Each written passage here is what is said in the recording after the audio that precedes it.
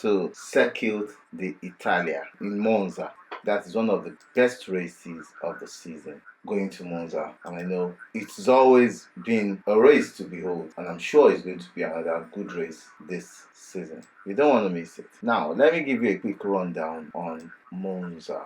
Monza is in Italy and is one of the most celebrated races in the GP history because of its track layout and because of the way the track is. It's a beautiful track, and it was built in 1922, and it was the world's third purposefully built motor racing circuit after the Brooksland and the Indianapolis, and it's also the oldest in main Europe. The circuit's biggest event is the Italian Grand Prix. With the exception of 1980 running, where the track was closed while undergoing refurbishment, the race has been hosted there since 1949. They've not missed it except for once. Like I said, that track is 102 years old this year. It was opened in 1922, and the architect was Alfredo Rosselli. And the track was constructed in just 110 days in 1922. It's one of the fastest tracks that was built for F1. And also, you would want to know that it has held the Formula One racing 93 times, and drivers with most wins is shared by Michael Schumacher and Lewis Hamilton. Will Lewis Hamilton be able to break it this weekend and win 6? Because both Michael Schumacher and Lewis Hamilton have won 5 each. Ferrari had won 20 races as a constructor, and the circuit length is 5.793. That's about 3.6 miles.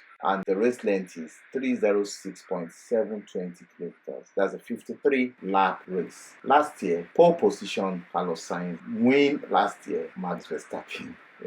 Fastest lap Oscar Piastri last year was the time Lewis Hamilton and Oscar Piastri had an entanglement on the racetrack, and Lewis Hamilton apologized. And last year was also the year of Carlos Sainz. He defended like a beast, as if there are demons running after him last year. It was a very beautiful race last year, and I'm sure you don't want to miss it because the field is getting tighter and very much interesting races presently. So it's going to be a very interesting race, and the circuit will be hosting till 2025. They might still extend. I'll give you some few tips for the weekend. It is certain that on the weather forecast, all the 3 days will see temperatures as high as 34 degrees, with some cloud around Saturday and Sunday, but it's just clouds. There's no certainty of rain because the practices are looking so dry, as in for the weather. The forecast for rain is extremely low. It's saying that there will be no rain this weekend, probably, and I hope it stays like that. The tires will be displayed in the video, as you can see. Now, Monza made a lot of changes recently, and some of these changes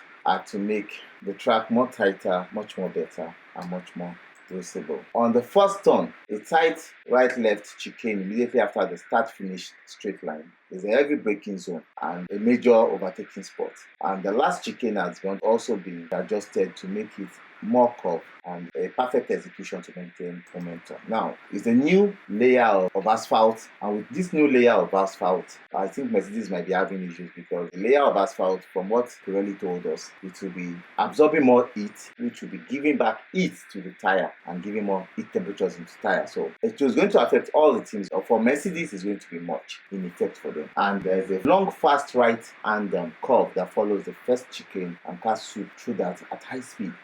Also, news coming in says that Franco Colapinto will be racing for Williams till the end of the season, which means Logan Sargent has been taken off Williams due to the accident he had last time in the rain. Though it was his own mistake, he ran through the grass in Netherlands, but there is no forgiveness this time. The car was just upgraded, so the team cannot just overlook it. So they just have to get the axe and pull him off.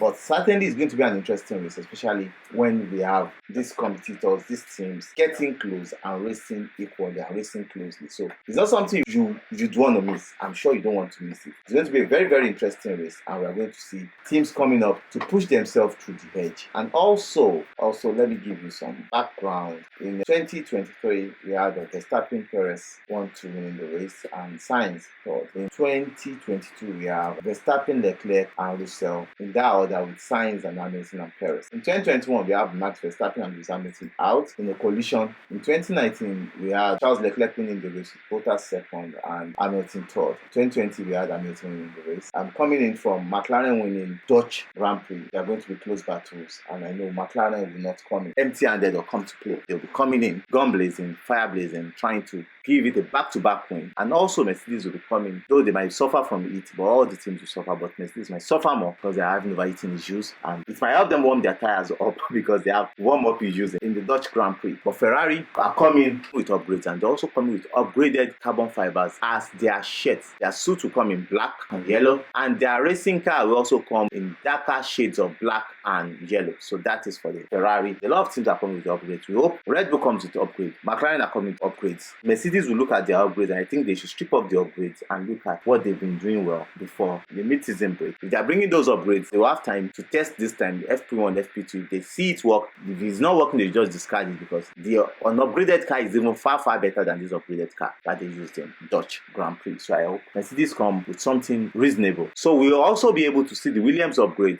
though we could not see the setup very well in Dutch Grand Prix, but we should be able to see it very well in Monza, and also their upgraded driver Franco Colapinto. And also should be able to see Aston Martin's upgrade, how it will work and how far they push themselves, and now that car will look much better. To VCAL, let's see what they're bringing to the game, but certainly it's going to be a very interesting race, and I hope you all can stay tuned and watch it. But up until the FP1, FP2, I love you guys. Bye. Chill.